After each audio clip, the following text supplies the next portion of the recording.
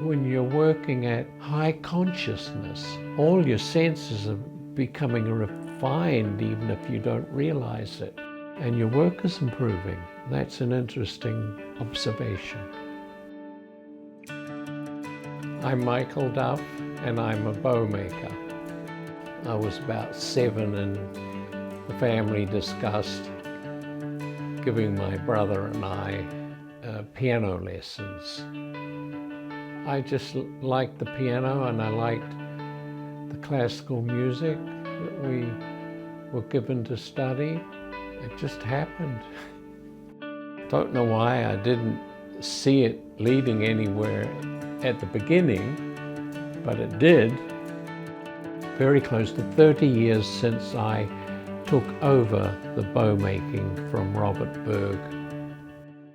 He had studied this form of bow making.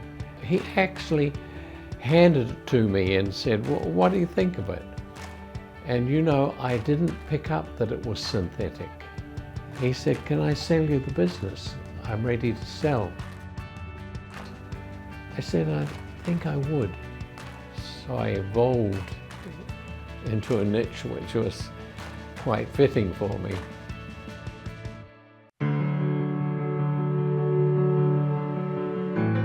I would have to say that ability with one's hands is something that's inherited. I sort of genetically got a double dose. My mother was the capital's leading seamstress, had exquisite talent with her hands and the sewing machine. My father, he built great hardwood keels, creativity, artistry. I got the ability to use my hands from both mother and father.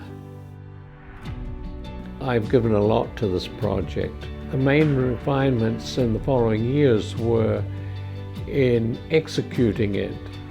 I mean, making a good-looking bow, making them look first class. But of late also I've given new innovations. The use of exotic hardwoods for making the frogs. So these are a big step forward because the woods for bow making have been exploited for so long that they're threatened.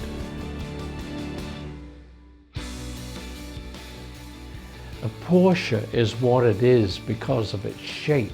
It clings to the road and corners well at high speed. It's a good analogy to think of a bow in those terms. It's moving at high speed when these violinists play it. It must behave predictably.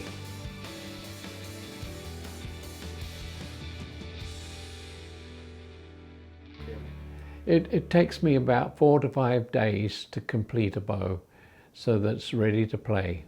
It's something I'm creating, and it's something that then I hear what I create will do on a violin.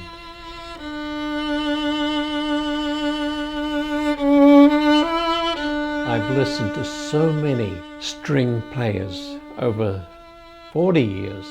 I can tell whether they have mastered it. And I know also that when the bow is helping them. Yeah, it thrills me, really.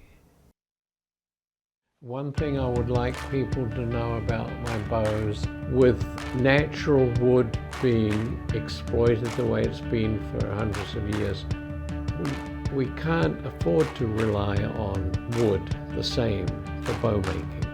It was important to have substitutes, and these are it. 50 years from now, they will still be playing well.